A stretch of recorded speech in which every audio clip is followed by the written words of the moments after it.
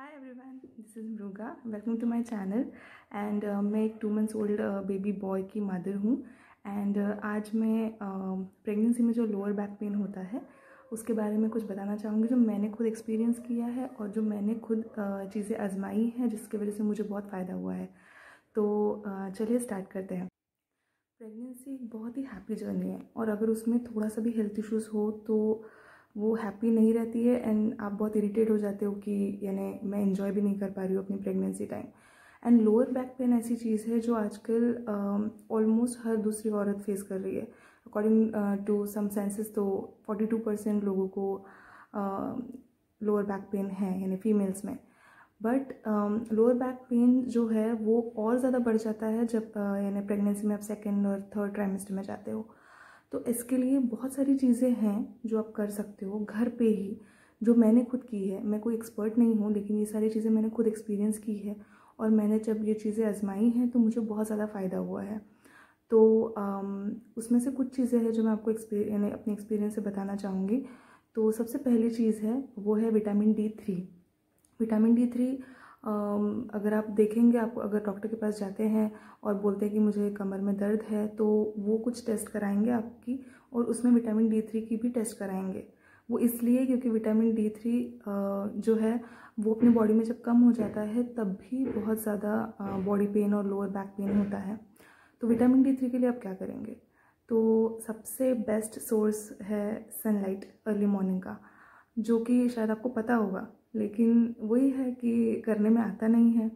Same चीज़ मेरे साथ थी कि मुझे मेरी मदर हमेशा बोलती रहती थी लेकिन मैं कभी जाती नहीं थी। लेकिन जब फर्स्ट ट्राइमेस्टर मेरा ख़त्म होने को आ रहा था तब मुझे बहुत ज़्यादा रियलाइज़ होने लग गया कि बहुत ज़्यादा लोअर बैक पेन बढ़ रहा है। तो आप क्या कर सकते हैं कि सुबह सुबह जो अर्ली मॉर्निंग की धूप होती है उसमें आप जाके बैठें और हो सके तो अपने लोअर बैक को तेल लगाएं और वो पीठ दिखा के आप यानी जहाँ से सनलाइट आ रही है उस तरफ पीठ दिखा के बैठे ताकि D3 का एब्जॉर्प्शन मैक्सिमम हो। ये चीज़ आप सुबह 11 बजे तक कर सकते हैं, लेकिन डिपेंड्स यानी धूप कैसी है, आप किस मौसम में कर रहे हो and all. Okay, so vitamin D3 सबसे ज़्यादा इम्पॉर्टेंट है आपके इसके लिए। और अभी अपनी लाइफस्टाइल ऐसी हो गई है कि हम लोग, अगर आप होम मेकर भी है, अगर आप वर्किंग वूमेन भी है, तब भी आप सुबह आपको टाइम नहीं मिल पाता है कि आप धूप में बैठे, या फिर आप पूरे टाइम AC में रहते हैं तो हार्डली कुछ आपको धूप मिल पाती है। सो इट्स बेटर कि आप टाइम निकालें और विटामिन D3 के लिए जाएं। सो सेकंड चीज़ है विटामिन B12। विटामिन B12 जो है वो वेजिटेरियन लोगों के लिए थोड़ा डिफ़िकल्ट हो जाता है मिलना, क्योंकि वो ज़्यादातर नॉन-वेज चीज़ों में मिलता है। लेकिन वेजिटेरियन लोगों के लिए भी उसमें ऑप्शंस है और इवन वीगन लोगों के लिए भी ऑप्शंस है। तो वेजिटेरियन लोग योगर्ट ले सकते हैं, इवन जो बिल्कुल ताज़ा लगा हुआ दही होता है उसका जो ऊपर का पानी होता है तो वो आप ले सकते हैं, वो भी विटामिन B12 में बहुत रिच होता है। फिर आप ओटमील ले सकते हैं और आप मशरूम्स ले सकते हैं। और जो वेजिटेरियन लोग हैं वो बटर भी ले सकते हैं, चीज़ भी ले सकते हैं, उसमें भी विटामिन B12 बहुत अच्छी मात्रा में पाया जाता है। तो विटामिन B12 भी बहुत इंपॉर्टेंट है और ये अपने प्रेगनेंसी वाले डाइट में आप इन्वॉल्व कर सकते हैं और ये बहुत सेफ़ है। ठीक है, जो भी चीज़ें मैंने अभी बताई वो आप प्रेगनेंसी में ले सकते हैं। और थर्ड चीज़ है वो है कैल्शियम। कैल्शियम अगर नेचुरल चीज़ों से मिले आपको, प्रेगनेंसी में वैसे भी आपको डॉक्टर बताएंगे कैल्शियम सप्लीमेंट लेने के लिए, लेकिन अगर अगर वही चीज़ आपको नॉर्मल चीज़ों से यानी नेचुरल चीज़ों से मिल रही है तो और बेहतर है।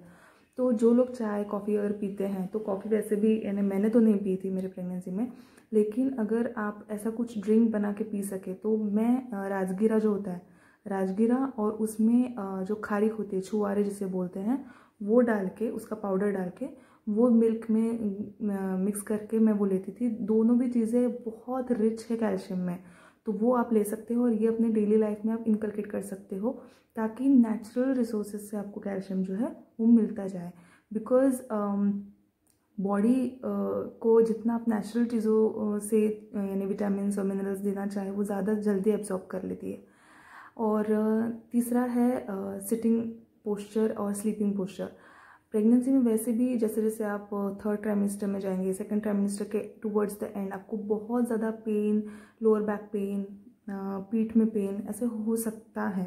तो बहुत इंपॉर्टेंट है कि आप कैसे बैठ रहे हो, क्योंकि कई बार हो जाता है कि हम लोग सोफ़ा पे बैठते हैं, हमें लगता है कि सोफ़ा पे है, कंफर्टेबल है, लेकिन नहीं, आपको आपके लोअर बैक के नीचे एक छोटी सी पिलो लेके बैठना है। जो आर्च बन जाता है पीछे, तो उसको आपको फिल करना है ताकि आपके लोअर बैक को सपोर्ट रहे। तो हमेशा जब भी आप बैठेंगे या सोएंगे, आपको हमेशा वो चीज़ लगा के ही बैठना है और आप पोस्चर चेंज करते जाएंगे। देखिए, लोअर बैक पेन का एक मेन चीज़ है कि आप एक जगह स्टैंडिंग पोजीशन में बहुत देर नहीं रहेंगे, एक जगह सिटिंग पोजीशन में भी बहुत देर नहीं रहेंगे। अभी आजकल लॉकडाउन होने की वजह से हर कोई ऑनलाइन ही चीज़ें देखता है, नेटफ्लिक्स हो गया एंड हॉटस्टार हो गया, तो आपको समझ में भी नहीं आता कि मैं कितना देर बैठी हूँ इस पोजीशन में। तो पोजीशन चेंज कीजिए, यानी एक एपिसोड होने के बाद एक छोटा ब्रेक लीजिए, खड़े रहिए, घूमिए। और इवन ज़्यादा से ज़्यादा टाइम आपको लेट के रहना है। मीन्स अगर आप बैठे भी है तो पोजीशन चेंज करते वक्त सिर्फ उठ के चलना ही नहीं, थोड़ा लेटना भी है थोड़ी देर, हो सके तो लेफ्ट करवट पे, और फिर से आप अपना पोजीशन लेके बैठ सकते हैं। इवन वर्क फ्रॉम होम बहुत लोग कर रहे हैं, जो आप ऑलमोस्ट थर्ड ट्राइमेस्टर के टूवर्ड्स एंड तक करेंगे। तो इस समय में भी आपको पिलो रखना है पीछे और अपनी पोजीशंस चेंज करते रहिए, क्योंकि अगर आप एक ही पोजीशन में बहुत देर बैठेंगे तो बहुत डिफिकल्ट हो जाएगा बाद में towards the end of third trimester आपको लोअर बैक पेन को कैटर करना। एंड फोर्थ एंड लास्ट सबसे इम्पॉर्टेंट चीज़ है स्ट्रेस। बहुत सारे लोग यानी ये चीज़ मानते हैं कि स्ट्रेस, और ये प्रूवन भी है कि स्ट्रेस लेवल बढ़ते से ही आपकी सारी हेल्थ इश्यूज जो है वो और ज़्यादा बढ़ जाती है। तो सेम चीज़ प्रेगनेंसी में होती है। जैसे मैंने कहा कि प्रेगनेंसी बहुत ही हैप्पी जर्नी है, लेकिन कई बार ऐसा हो जाता है कि जो एनवायरमेंटल कंडीशंस है अब जो चल रही है वो हो गया, किसी के घर के एनवायरमेंटल कंडीशंस हो गए, इवन आपके पेन के वजह से भी आप स्ट्रेस में आ सकते हैं कि मैं कैसे कैटर करूँगी इन सारी चीज़ों को, मुझे तो ऑलरेडी हेल्थ इश्यूज़ है, मुझे तो ऑलरेडी कमर का प्रॉब्लम है। तो ये चीज़ें एक विशेष साइकिल में हो जाता है कि आपको दुखता है, वो दुखने की वजह से और स्ट्रेस बढ़ता है। तो स्ट्रेस कम करना बहुत ज़्यादा ज़रूरी है और उसके लिए आप बहुत सारी चीज़ें जो कर सकते हैं। फॉर एग्ज़ाम्पल मैंने खुद मैं ड्राइंग करती थी, यानी ऐसा नहीं है कि मुझे ड्राइंग पहले बहुत ज़्यादा पसंद था, लेकिन मैं लिटरली छोटे छोटे बच्चों के स्केचेस करना या इवन छोटे बच्चों के बुक्स लेके आई थी मैं, जो कलर करने की बुक्स होती है, उसमें कलरिंग करती रहती थी।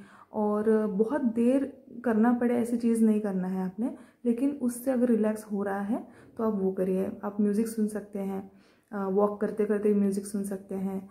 कुछ लोगों को मेहंदी निकालना अच्छा लगता है, वो कर सकते हैं। कुछ लोगों को जस्ट रिलैक्स करना, लेट के रहना, टीवी देखना, कुछ भी, लेकिन स्ट्रेस कम हो। ये नहीं कि आप टीवी चला के सिर्फ न्यूज़ ही देख रहे हो और अपना स्ट्रेस फिर से और बढ़ा रहे हो, तो वो मत करिए। लेकिन स्ट्रेस कम करने के लिए जितनी भी सारी चीज़ें, बुक्स पढ़ना, ये सारी आप कर सकते हैं, बिकॉज स्ट्रेस बढ़ेगा तो आपका कमर दर्द फॉर श्योर बढ़ने वाला है।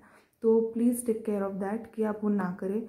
और बाकी जो स्ट्रेस से रिलेटेड और चीज़ें हैं, मैं गर्भ संस्कार के नेक्स्ट इसमें ऐड करूँगी वीडियो में। तो अगर आपको ये वीडियो अच्छा लगा हो तो प्लीज़ इसे लाइक कीजिए, शेयर कीजिए, सब्सक्राइब कीजिए। मैं बहुत न्यू हूँ इन सब चीज़ों में, लेकिन मैं सीरियसली बहुत सारी चीज़ें आपको बताना चाहूँगी प्रेगनेंसी में जो मैंने की और मुझे बहुत अच्छे अच्छे रिजल्ट्स आए हैं। तो प्लीज़ शेयर कीजिए और लाइक कीजिए। Please don't forget to subscribe. Thank you.